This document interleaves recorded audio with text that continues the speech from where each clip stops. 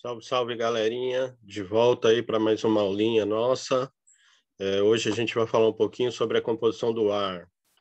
Lembrando que o ar é matéria, quimicamente falando, classificando quimicamente, o ar é matéria, ocupa lugar no espaço, tem massa, tá?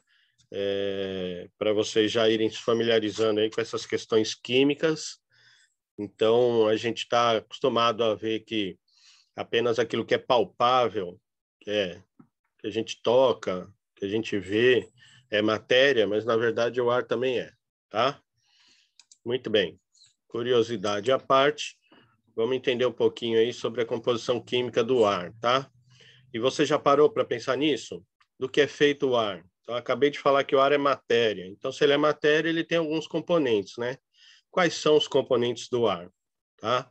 O ar ele se apresenta na fase gasosa, né? Basicamente, e nós não vemos, mas sentimos quando ele está em movimento, que é o vento, e ele é formado por uma série de gases. Então, vamos ver um pouquinho aí sobre quais são os principais gases que compõem o ar atmosférico.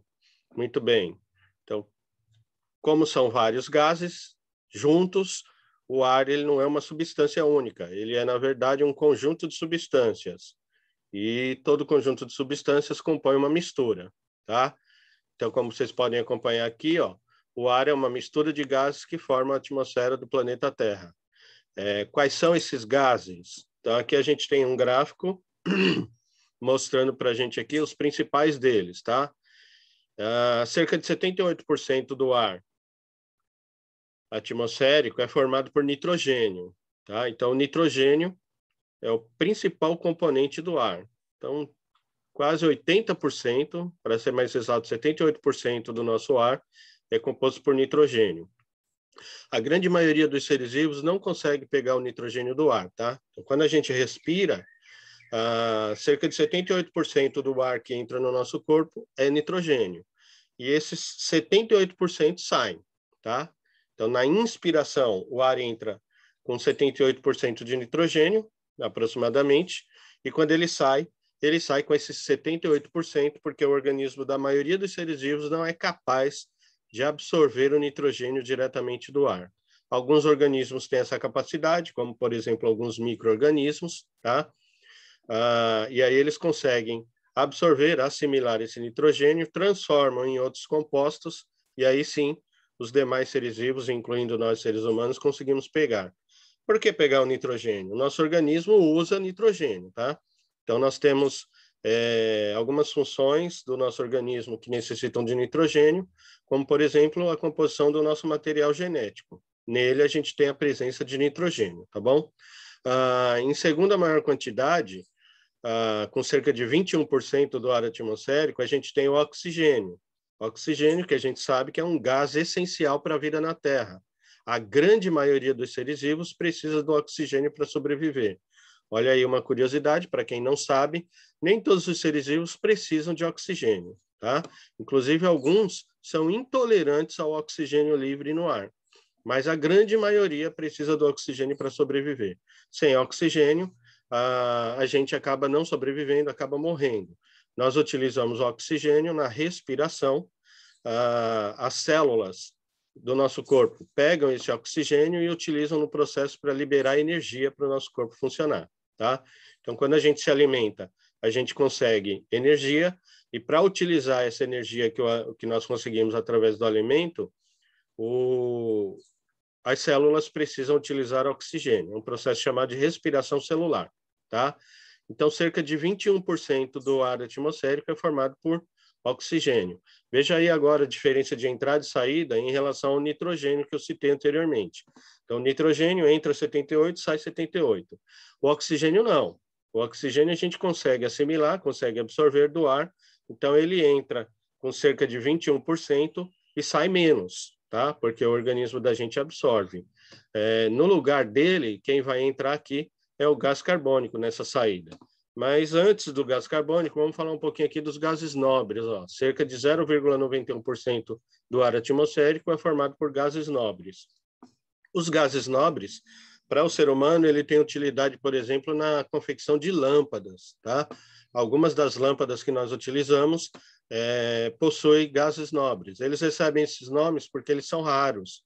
Então, eles também são conhecidos como gases raros. E 0,03% do ar atmosférico é gás carbônico, pouquinho, né? Então, vocês poderiam falar, nossa, só isso? Mas esse pouquinho é o suficiente para as nossas necessidades, tá?